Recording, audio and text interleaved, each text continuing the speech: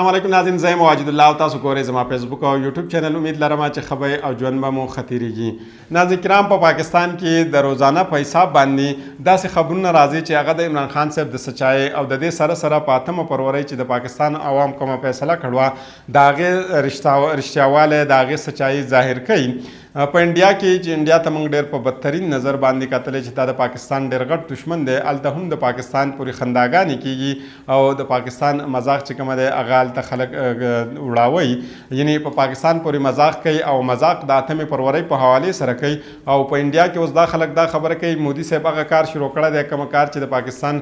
تحریک انصاف د بانی چیرمن عمران خان صاحب سره د پاکستان حکومت کړی دی، د پاکستان سرکار کړی دی. یعنې څرنګه چې د عمران خان صاحب سره دانلي شو دا دارنګې په انډیا کې اوس په دې وخت کې مودي صاحب چې دی هغې د دانلۍ یو نظام جوړ کړی دی، یو طریقه کار یې جوړ کړی دی او هغوی به هم دانلي کوي. یعنې هلته هم د پاکستان سپکاوالی کېږي په بهارت کې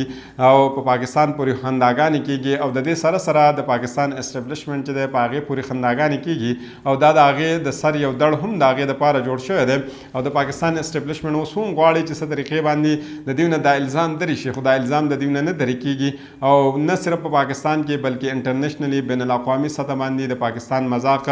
د پاکستان پورې خنداګانې کېږي او هغه د دې دانلۍ په وجه باندې کېږي. دارنګې په پاکستان کې هم یو دوه غټ خبرونه راغلي دي، دا په دې ویډیو کې زه ستاسو مخې ته ږدم چې یو د نواز شریف صاحب په حوالې سره دی یو کالم لیکلی شوی دی، یو کالم چې دی هغه پبلش شوی دی د نواز شریف صاحب په حوالې سره، هغه ستاسو مخې ته ږدم. او د دې سره سره د اسلام آباد چې کومه 3 حلقې وي نو په هغې کې پاکستان تحریک انصاف چې امیدوارانو هغې الیکشن ګټلی و، خو په هغې کې دانلي شوه او په هغې کې د پاکستان مسلم لیگ نون چې کومه 3 امیدوارانو هغې ته کامیابي ورکړ وه. د هغې په حوالې سره د یو غیر سرکاري تنظیم آډیټ جاري کړی دی او هغه آډیټ راغلی دی، هغه هم ستاسو مخې ته ږدم چې څرنګې په هغې کې دانلي شو ده او دغه هم چې دی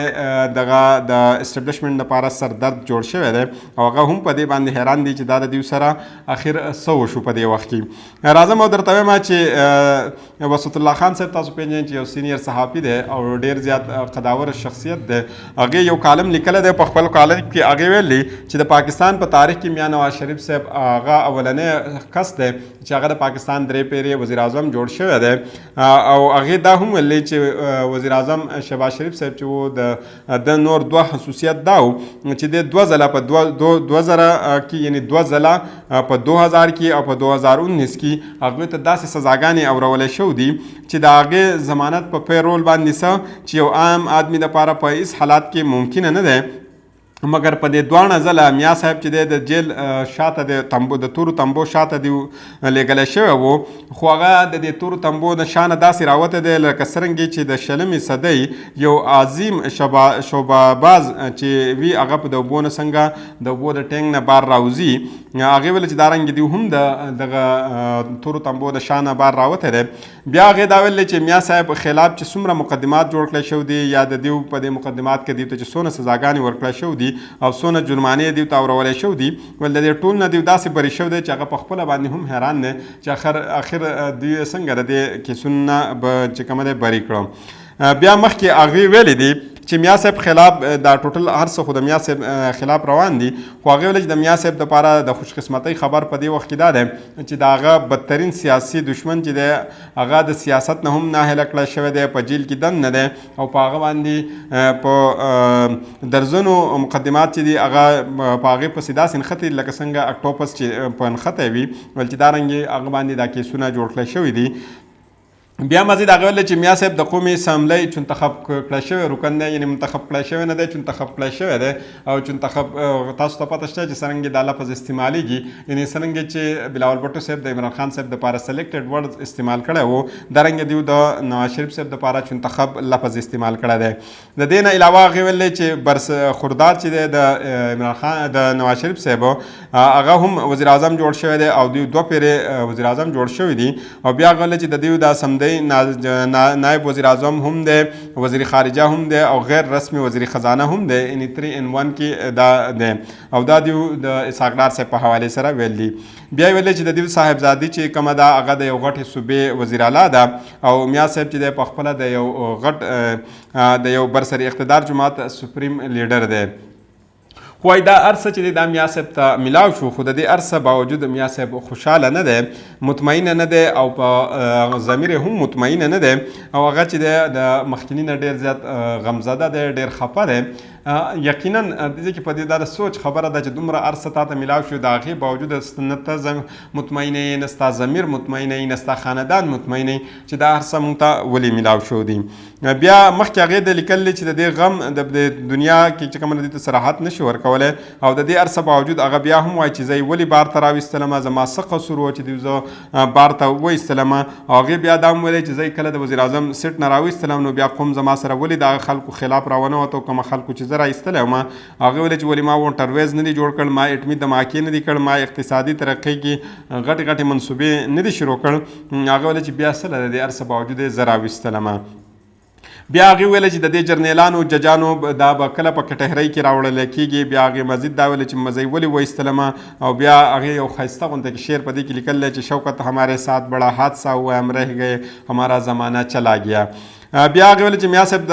ژوند په هغه عمر کې د عمر په هغه حصه کې دی موجود دی چې اکثر په دې وخت کې انسان د تیر شوي وختونو سره سمجوته کوي او په ماضي به کې اوسېدل غواړي، یعنی په موجوده کې به اوسېدل نه غواړي او په ځان باندې طرز کوي او ربطه ربطه چې کومه ده د دې سره عادت شي او د دا یاداشت هم د دې سره عادت شي. او مزید هغې چې کومه ده ډېر شیزونه د دیو په حوالې سره ویل دي چې او هغې بیا یو غټه خبره کړله او دا ډېره زیاته انټرسټینګ هم ده. هغې ویله چې د پاکستان یو وزیر اعظم جوړ شوی یا د دنیا هر یو چې وي که تاسو چېرته دیو په انټرنیټ باندې سرچ کوئ نو د خندا د قهقهو دغه تصویران به تاسو ته میلاو شي. خو هغه وایي چې د چېرته تاسو نواز شریف صاحب تصویر سرچ کوئ نو د هغه په دې مخ باندې چې هغه لږه شانته خندا غونته کې رانه شي او چې تاسو ته به هغه هم د نواز شریف صاحب په نظر باندې رانه شي چې هغه داسې لږ غونته کې مسکی شوی، لږ داسې د مخ نه د هغه داسې پته لګېدلی چې نن میا صاحب چې دی دا خوشحاله دی. یعنې دا هم په د یو سوچ خبره ده چې یو کس 3 ځله د یو ملک وزیر اعظم جوړ شي، بیا د هغه لور هم وزیر اعلی یو ورور یې دوباره وزیر اعظم جوړ شي، بیا پوره سیستم د هغه په لاس کې چلیږي. خو د هغه هر څه باوجود هغه دومره زیات خفه وي چې د هغه تاسو کله هم په خوشحاله نه وینئ. نو دا ډېر زیاته حیران کن خبر دی. اوس راځو درته وایم د اسلام آباد 3 حلقې چې کوم دی د هغې اډیټ ریپورټ جاري کړی شوی دی او دا غیر سرکاري تنظیم جاري کړی دی او دا غیر سرکاري تنظیم چې دا پیټن دی هغې دا چیلنج کړی هم دی چې د دې دا ریپورټ چې کومه دی دا ان چیلنجبل دی، دا څوک نشي چیلنج کولی. او د فارم 45 او 47 په منځ کې چې کومه فرق دی د هغې په تنازعي ختمولو په حوالې سره دوی دا جاري کړی دی او د دارالحکومت چې کومه 3 واړه حلقې دي په هغه 3 واړو حلقو کې پاکستان تحریک انصاف کامیاب شوی دی او پاکستان مسلم لیگ نون چې دی په دې کې بیللی دی خو فاتح قرار شو په دې کې پاکستان مسلم لیگ نون دی او پاکستان تحریک انصاف چې کومه دی په دې کې ناکام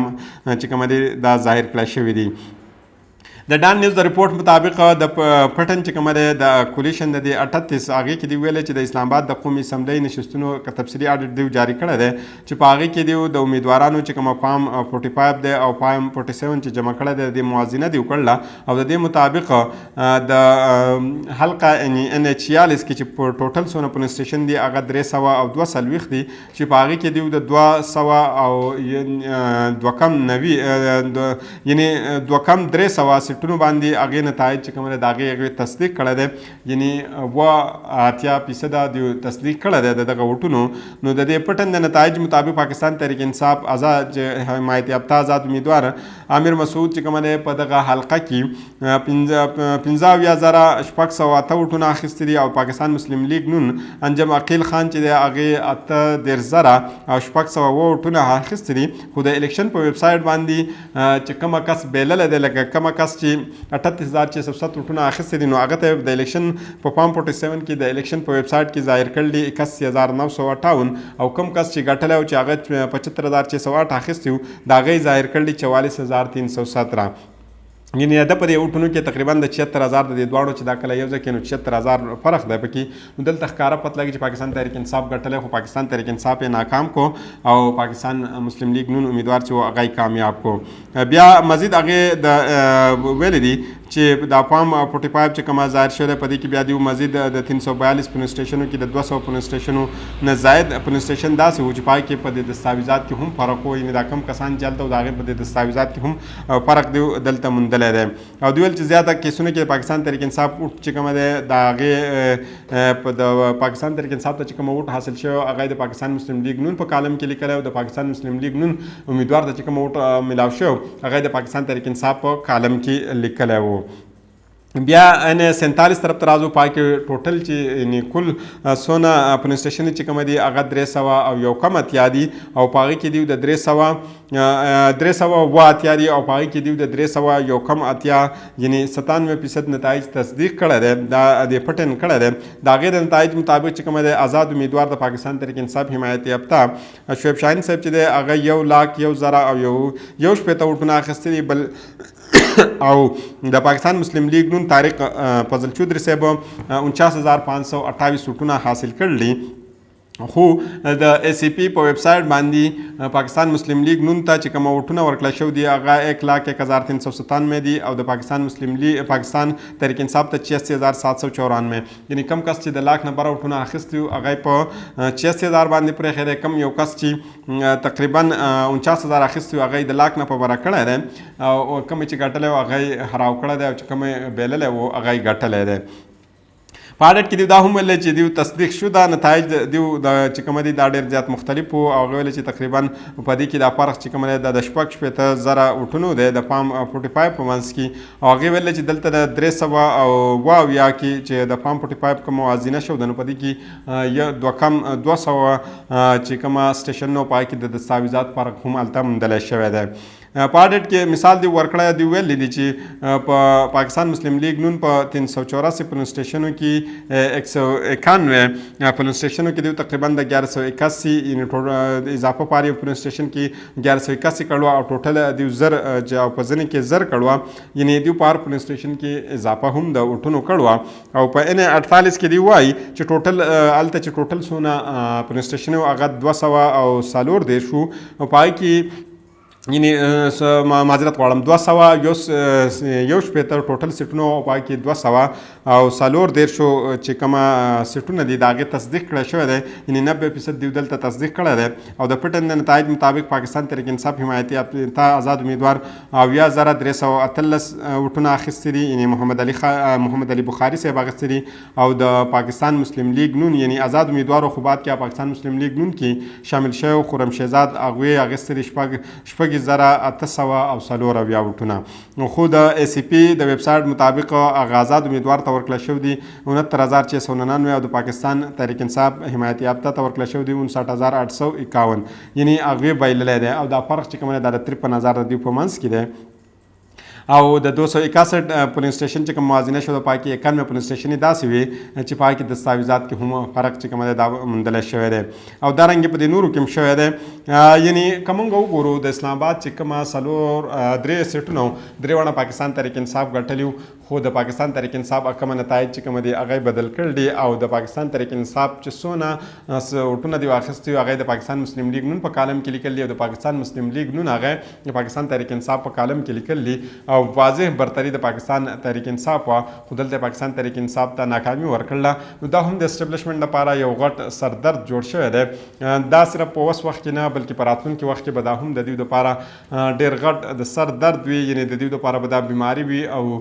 تر آخري وخته پورې به د دوی ځان د دې نه خلاصېږي دوی چې څومره هم کوشش کوي خو دا به په دوی پسې ورسره وي او دوی به د دې نه نشي خلاصېدی. نو د بلې ویډیو پورې ماته اجازت راکړئ. د الله په امان.